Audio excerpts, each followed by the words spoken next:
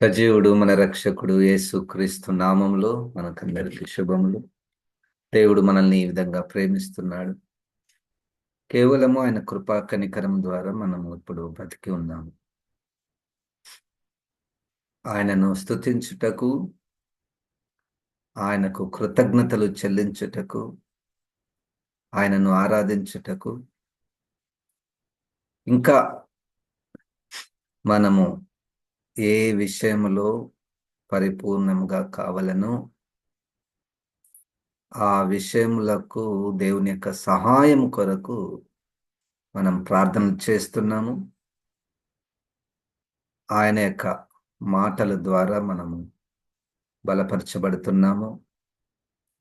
దేవుని యొక్క మాటలు వినే గొప్ప భాగ్యం దేవుడు మనకిచ్చాడు. దేవునికి వందనాలు.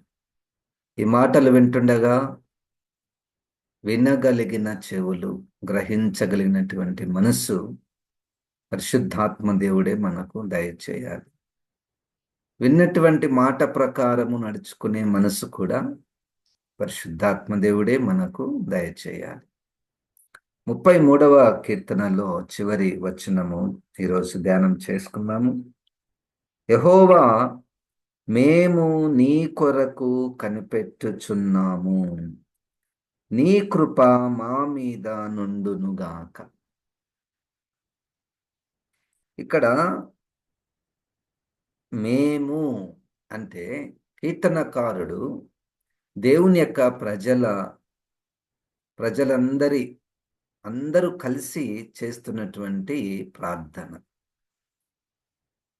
కార్పొరేట్ ప్రేయర్ అంటారు. మేము నీ కొరకు కనిపెట్టుచున్నాము. కార్పొరేట్ ప్రేయర్ అనేటువంటిది చాలా ముఖ్యమైనటువంటిది. మన భాషలో సంఘ ప్రార్థన, సంఘము కలిసి ప్రార్థన చేయుట, వ్యక్తిగతముగా ప్రార్థన చేయుట, వ్యక్తిగతముగా మనం ఇంట్లో ఉన్నప్పుడు ప్రార్థన చేయుట, సంఘముగా ప్రార్థన చేయుట, అది వాక్యానుసారమే. ఒకరు ప్రార్థన చేస్తున్నప్పుడు మరొకరు ఏకీభవించుట ఈజ్ ఈక్వల్ టు సంఘ ప్రార్థన. ఇక్కడ ఏంటి ప్రార్థన? సంఘము దేని కొరకు ప్రార్థన చేస్తుంది అంటే, నీ కొరకు కనిపెట్టుచున్నాము. నీ కొరకు అన్న పదములో పైన వచనాన్ని తీసుకుంటే, నీ సహాయము కొరకు, నీ సహాయము కొరకు, నీ కాపుదల కొరకు మేము కనిపెట్టుచున్నాము. ఇప్పటికే అనేక మేళ్ళు నువ్వు చేశావు, ఇంకా నీ ప్రత్యక్షతల కొరకు కనిపెట్టుట, అనేక విషయాలు. ఇప్పుడు మనం మాట్లాడుతున్న సమయానికి సంఘము దేని కొరకు కనిపెట్టాలి, సంఘము దేని కొరకు కనిపెట్టాలి అన్న ప్రశ్నకు మొత్తానికి కనిపెట్టుట అన్నటువంటిది చాలా మంచి విషయము. కనిపెట్టుట అంటే ఎదురు చూచుట, ఒకరి జవాబు కొరకు, ఒకరి కార్యము కొరకు ఎదురు చూచుట. సరే, ఇప్పుడు మనం సంఘముగా అనేక విషయముల కొరకు ప్రభువు మీద మనము ఆధారపడుతుంటాము, కనిపెట్టుచుంటాము. దాంట్లో మొట్టమొదటి సంఘానికి ఇచ్చినటువంటి ఆజ్ఞ, ఇదిగో మీరు దీని కొరకు సంఘముగా కనిపెట్టండి. దీని కొరకు సంఘముగా దేవుని కార్యం కొరకు కనిపెట్టండి. దేవుడు ఒక వాగ్దానం చేశాడు, ఆ వాగ్దాన నెరవేర్పు కొరకు కనిపెట్టండి. ఏంటి ఆ వాగ్దానము చేశాడు? చూడండి, అపోస్తల కార్యముల గ్రంథములో 1వ అధ్యాయము, అపోస్తల కార్యం గ్రంథములో 1వ అధ్యాయము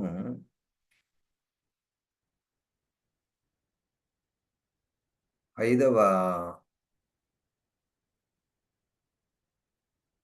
వచనంలో, ఆయన వారిని కలుసుకొని ఇలాగు ఆజ్ఞాపించెను, మీరు యెరూషలేము నుండి వెళ్ళక నా వలన వినిన తండ్రి యొక్క వాగ్దానము కొరకు కనిపెట్టుడి.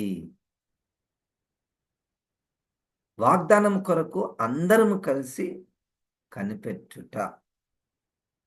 ఏంటి ఆ వాగ్దానము అంటే, నెక్స్ట్ వచనంలో, యోహాను నీళ్లతో బాప్తిస్మం ఇచ్చెను గాని కొద్ది దినములలోగా మీరు పరిశుద్ధాత్మలో లేదా పరిశుద్ధాత్మతో బాప్తిస్మము పొందెదరనెను. కాబట్టి వారు కూడి వచ్చినప్పుడు ప్రభువా, తర్వాత వచనం చదువుదాము. 1వ అధ్యాయం 8వ వచనము. అయినను పరిశుద్ధాత్మ మీ మీదకి వచ్చినప్పుడు మీరు శక్తి నొందెదరు గనుక మీరు యెరూషలేములోను యూదయ సమరయ దేశంలో ఎందంతటను భూదిగంతముల వరకును నాకు సాక్షులై ఉందురని వారితో చెప్పెను. తర్వాత ఇదే అధ్యాయములో 1వ అధ్యాయంలో 12వ వచనంలో, అప్పుడు వారు ఒలీవల వనమనబడిన కొండ నుండి యెరూషలేమునకు తిరిగి వెళ్ళిరి. ఆ కొండ యెరూషలేమునకు విశ్రాంతి దినమున నడవదగినంత సమీపన ఉన్నది. వారు పట్టణంలో ప్రవేశించి తాము బస చేయుచుండిన మేడ గదిలోనికి ఎక్కిపోయిరి. వారెవరనగా పేతురు, యోహాను, యాకోబు వీళ్ళందరూ. వారు అక్కడ వీరితో కూడా కొందరు స్త్రీలను, యేసు తల్లిని మరియు ఆయనతో సహోదరులు ఏక మనస్సుతో ఎడతెగక ప్రార్థన చేయుచుండిరి. ఇక్కడ వాగ్దానం ఉంది, దాని కొరకు కనిపెట్టుట. కనిపెట్టుట అంటే అర్థమేంటి? ప్రార్థన చేయుట. ప్రార్థన చేయుట. ఈ ప్రత్యేకమైనటువంటి వాగ్దాన నెరవేర్పు కొరకు ఈ మొట్టమొదటి ఆది సంఘం వారు కనిపెట్టినటువంటి దినముల సంఖ్య 10 దినములు. ఎందుకంటే అంతకు ముందే అయిపోయినటువంటి పస్కా పండుగ, ఇప్పుడు 2వ అధ్యాయములో అపోస్తల కార్యంలో ప్రారంభమయ్యే పెంతెకోస్తు పండగకు లెక్కలు వేసుకుంటే 10 రోజుల వ్యవధి దొరుకుతుంది. కనుక ఈ 10 రోజులు వారు సంఘముగా కూడి దేవుని వాగ్దాన నెరవేర్పు కొరకు కనిపెట్టుట. దేవునికి స్తోత్రం. ఇది మరి మన జీవితంలో జరిగిందో లేదో తెలియదు. ఇది మరి చేస్తే బాగుంటుందేమో. పరిశుద్ధాత్మ నింపుదల కొరకు ప్రార్థన చేయుట. పరిశుద్ధాత్మ అభిషేకం కొరకు ప్రార్థన చేయుట.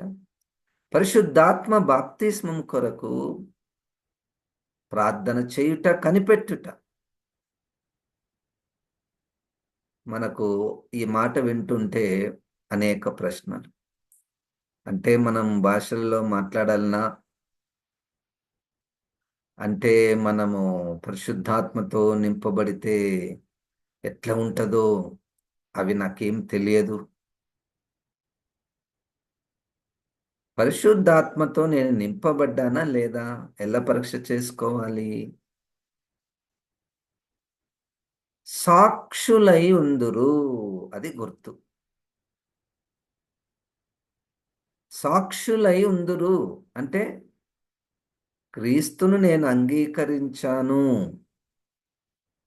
క్రీస్తు నిజమైన దేవుడు, ఆ క్రీస్తే నాకు నిత్య జీవాన్ని ఇస్తాడు అని నేను ప్రజలలో గుర్తించబడుట. క్రీస్తును గూర్చి ప్రత్యక్షంగా గాని, పరోక్షంగా గాని, మాట ద్వారా గాని, క్రియ ద్వారా గాని ఇతరులకు బోధించుట, చూపించుట, ప్రకటించుట, అది ఎవరిలో జరుగుతుందో వారు పరిశుద్ధాత్మతో నింపబడిన వారు.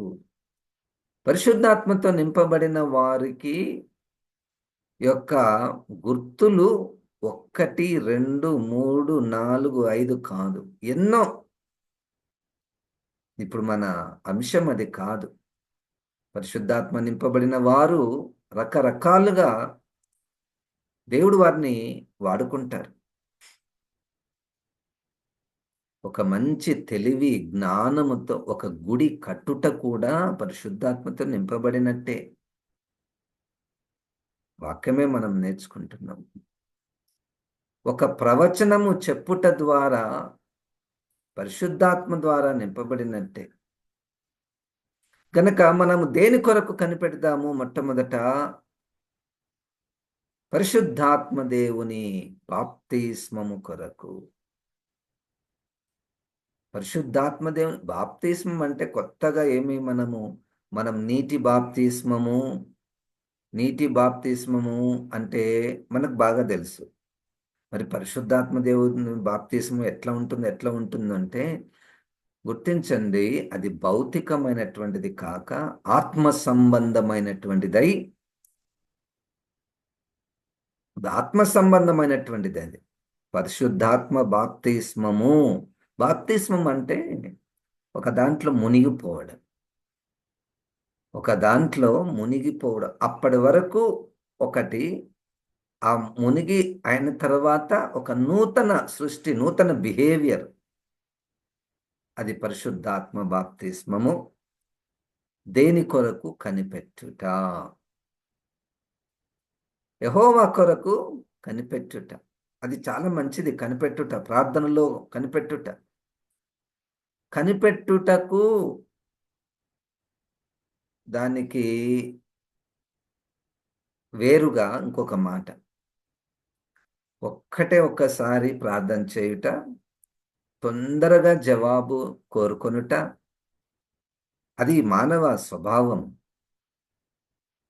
ఎక్కువ కాలం దేవుని మీద ఆధారపడుట, కనిపెట్టుట, ఎప్పుడు ఎప్పుడు ఎప్పుడు జరుగుతుందో అని కనిపెట్టుట, అది మానవ స్వభావము కాదు.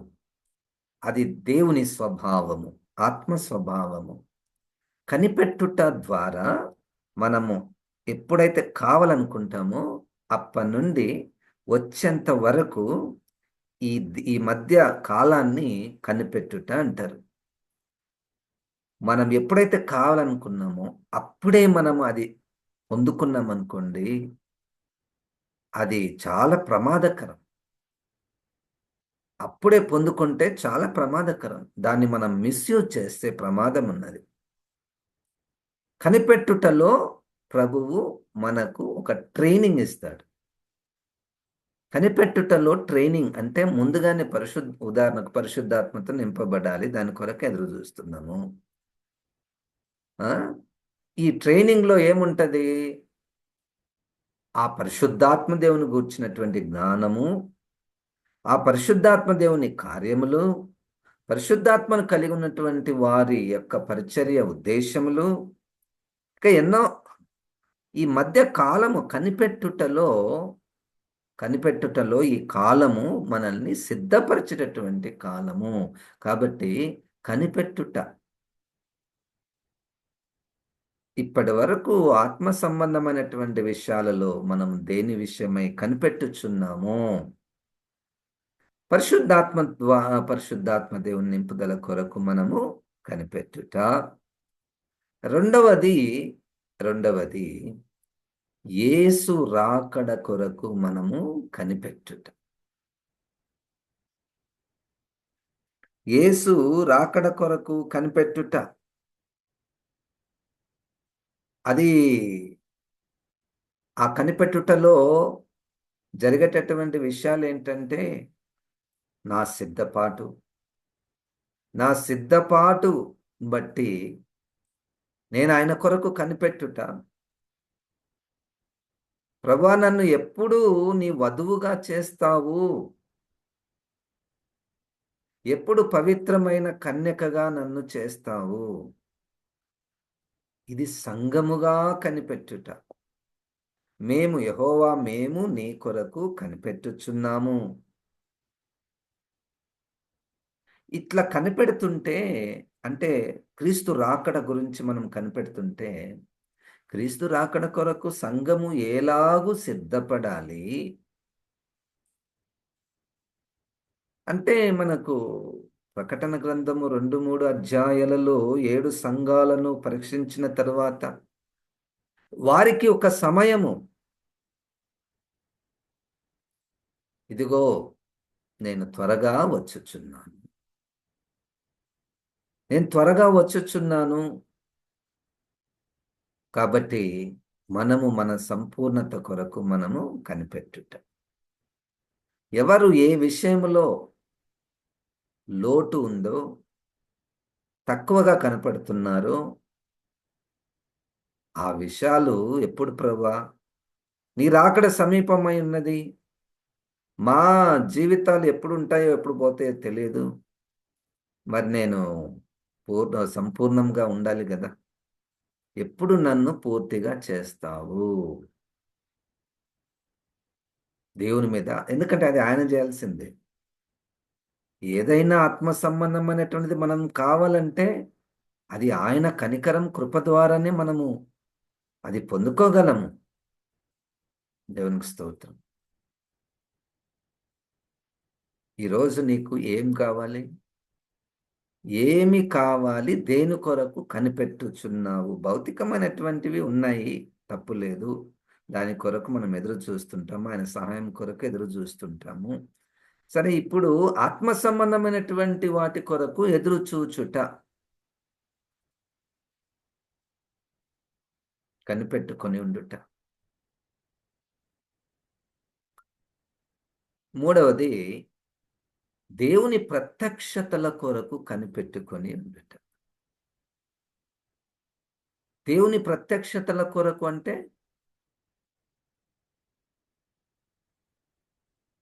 దేవుని యొక్క ప్రత్యక్షతల కొరకు అంటే దేవుడు తన్ను గూర్చి తాను మనకు మనకు ప్రత్యక్షపరుచుకొనుట, మనకు తెలియచేయుట. దేవుని ప్రత్యక్షతల కొరకు కనిపెట్టుట అంటే మనం ప్రభా వాక్యం అయితే చదువుతున్నాను, దాంట్లో ప్రత్యక్షత అన్నటువంటిది నాకేమీ కనపడడం లేదు, అక్షరార్థంగా అర్థమవుతుంది కానీ నీ ప్రత్యక్షత అంటే ఆ వాక్యంలో ఉన్నటువంటి జీవము, వెలుగు, బలము అవి నాకు కావాలి కదా, అవి నాకు కావాలి. ప్రత్యక్షతలో ఉన్న ప్రత్యేకత ఏంటంటే మనము మార్చుకోవడానికి ఇష్టపడతాం. ఏ మాట, ఏ వాక్యము, ఏ సందర్భములో ఒక గట్టి తీర్మానము నా మార్పు కొరకు నేను తీసుకున్నానో అప్పుడు ఏమైందంటే అది ప్రత్యక్షపరచబడింది. అది ప్రత్యక్షపరచబడింది. మనలో మారు మనసు కలిగించనటువంటిది అదేం ప్రత్యక్షత కాదు. మన మానవ హేతుబద్ధమైనటువంటి బుద్ధికి తృప్తికరంగా ఉంటది. ఎవరైనా మనకు కొత్త కొత్త విషయాలు చెప్పారనుకోండి, మర్మాలు, గ్రీక్ భాష లేకపోతే హెబ్రీ భాష, లేకపోతే ఆ భాషలో ఉన్నటువంటి స్ట్రక్చర్స్, లేదా మన చాలా విషయాలు ఎవరైనా మనకు బోధించారనుకోండి, మనస్సు తృప్తిగా ఉంటుంది.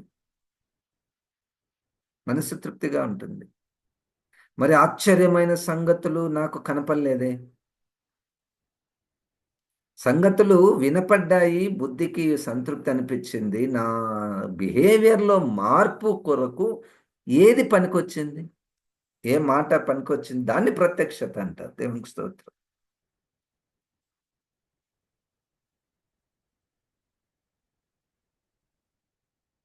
యెహోవా కొరకు మేము కనిపెట్టుచున్నాము. ఆత్మ నింపుదల కొరకు కనిపెడదామా?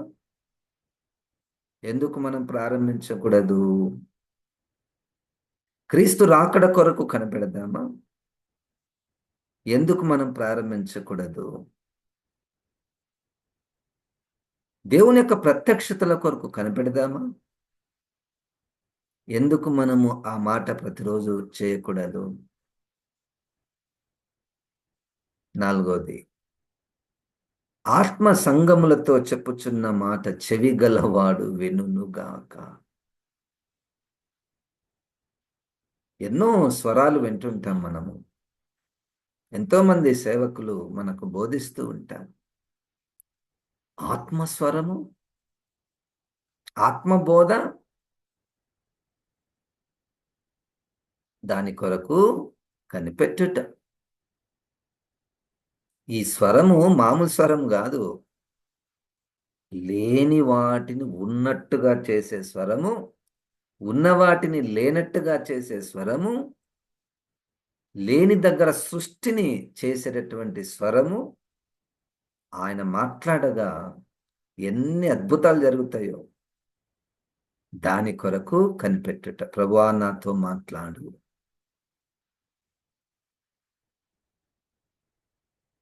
నీవు పలికితే నాకు మేలయా, నీ దర్శనమే నాకు చాలయా.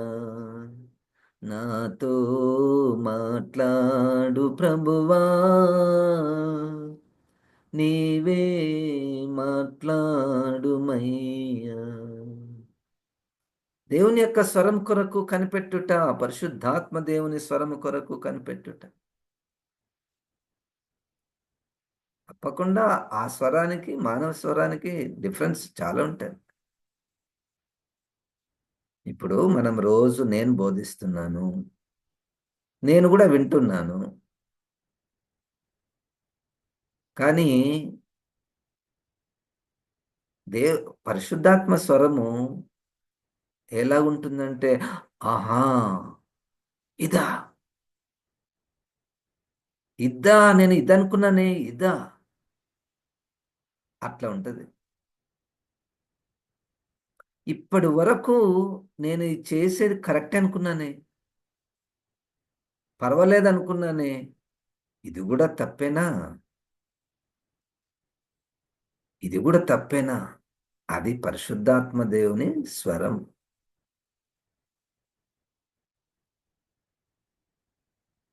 పరిశుద్ధాత్మ దేవుని స్వరం. ఆ స్వరము సహాయం చేసే స్వరం. దేవునికి స్తోత్రం. సహాయం చేసే స్వరము, శక్తితో ఉన్నటువంటి స్వరము. యెహోవా కొరకు కనిపెట్టుకొని ఉండుట. ఈ కనిపెడుతున్నప్పుడు ఏమవుతుందయ్యా అంటే, చూడండి, యెషయా గ్రంథము 40వ అధ్యాయము. యెషయా గ్రంథము 40వ అధ్యాయము 31వ వచనం.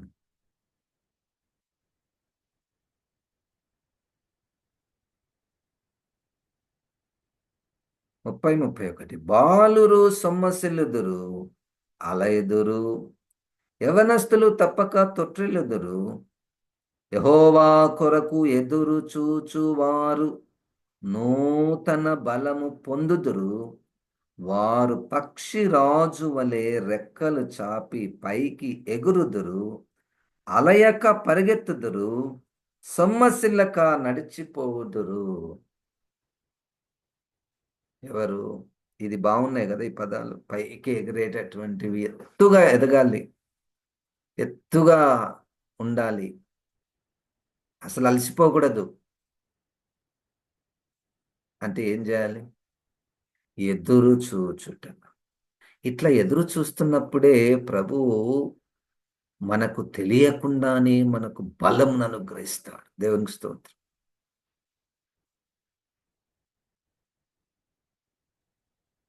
ఒక ఎక్కడో చదివాను నేను ఒక విషయం.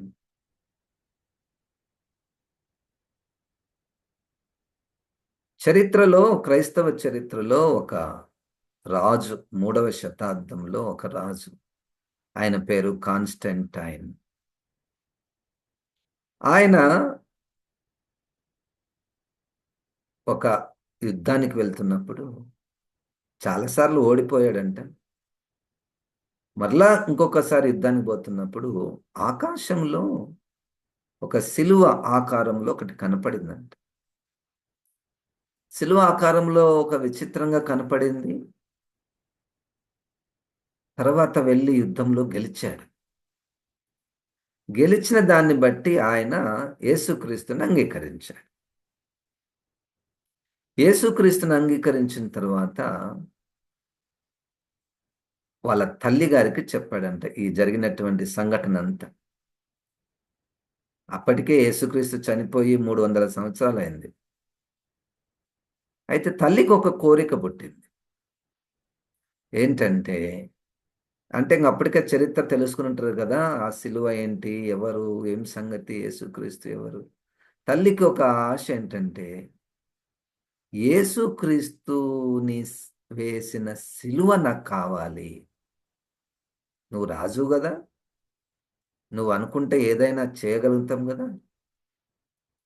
సరే నీ పని వాళ్ళని బెట్టి నువ్వు ఏదని చేస్తావు గానీ, అక్కడ గొల్గొత దగ్గరికి వెళ్ళి యేసుక్రీస్తుని వేసినటువంటి ఆ సిలువ తెప్పియాలి. ఇక వాళ్ళు వెదకడం ప్రారంభించారంట. రాజు జెప్తే కాదా పని? వెదుకుతున్నారు, వెదుకుతున్నారు, వెదుకుతున్నారు. కనపడ్డం లేదు. చాలా రోజులు, నెలలు కనపడలేదు. కనపడన ఈమె ఎప్పుడు, ఎప్పుడొస్తుందో ఆ సిలువ? ఎప్పుడు నేను ఆ సిలువను జూస్తాను? ఎప్పుడు నాకది కావాలనో అని ఎదురు చూచుచున్నది. వాళ్ళకక్కడ దొరకడం. చివరికేమైంది తెలుసా అండి? She found the cross in her own heart. ఆ సిలువను ఎక్కడ కనుక్కున్నదంటే తన హృదయంలోనే కనుక్కున్నదంట. అంటే ఇప్పుడు దేని కొరకు ఎదురు చూస్తుంది? ఒక భౌతికమైనటువంటి కర్ర కొరకు, ఆ సిలువ కొరకు ఎదురు చూస్తుంది గానీ, ఈ లోపల దేవుడేం జేశాడు, అమ్మా ఎందుకు నేనే నీ దగ్గరకొస్తాను గదా! నేనే నీలోనే ఉంటాను గదా! ఈ కార్యం చూడండి. ఇది బలం అంటే. ఇది ఇక యేసుక్రీస్తుని పొందుకుంటే ఆ! ఒక పాట యేసుక్రీస్తుని కలిగి ఉంటే ఎంత లాభము, ఎంత లాభము, ఎంత మేలు. యేసుక్రీస్తుని కలిగున్న దానికంటే ఇంకా మించినటువంటిది ఏది లేదు కదా! గనక యేసుక్రీస్తు ప్రత్యక్షతల కొరకు, స్వరము కొరకు, రాకడ కొరకు, పరిశుద్ధాత్మ దేవుని బాప్తిస్మము కొరకు, ఈరోజు దేని కొరకు కనిపెట్టుచున్నావో? ఈ పరిశుద్ధత కొరకు కనిపెట్టుచున్నావో? ప్రభువే మనకు సహాయం చేస్తాడు. కనిపెడితే చాలు. మనకు తెలియకుండానే తన పిల్లలు తన మీద ఆధారపడాలని కోరుకుంటాడు. మీరే జెప్పండి మన పిల్లలు అడిగినయన్నీ ఇస్తామండి? మన పిల్లలు అడిగినవన్నీ మనమిస్తామా? నాకు దెలిసి 80% ఇవ్వము. ఎందుకివ్వము? ఎందుకివ్వమంటే అడిగే వ్యక్తికి అడిగినటువంటిది వెంటనే ఇస్తే ఎంత ప్రమాదమో తల్లిదండ్రిగా మనకు తెలుసు. అది ఆ వ్యక్తికి తెలియదు. ఆ వ్యక్తికి తొందర ఆశ. ఆశలందరికుంటాయి. కానీ ఇచ్చే వ్యక్తి ఆలోచిస్తాడు గదా! ఇచ్చే వ్యక్తి కొంచెం తల్లిదండ్రుల అనుభవం కలిగినటువంటి వారు. సమాజంలో ఏది మంచిది, ఏది చెడ్డదని తెలిసినటువంటి వారు. మనమే 80% ఇవ్వకుండా ఉంటే, ఇక దేవుడు సమస్తమును ఎరిగినటువంటి వాడు. అడిగినంబడే ఇవ్వడానికి రాదు. ఇవ్వడానికి రాదు. టైం పడతది. అప్పుడు మంచిదొస్తది. కానీ ఎదురు చూడడము మంచిది. అది వాక్యానుసారమైనటు.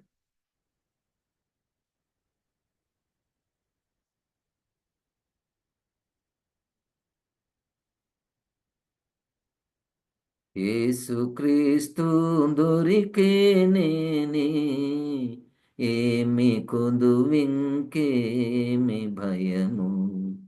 యేసుక్రీస్తు దొరికేనేని ఏమి కొదువింకేమి భయము.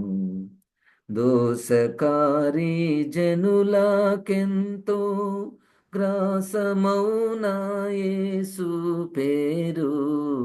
యేసుక్రీస్తు దొరికేనేని ఏమి కొదువింకేమి భయము.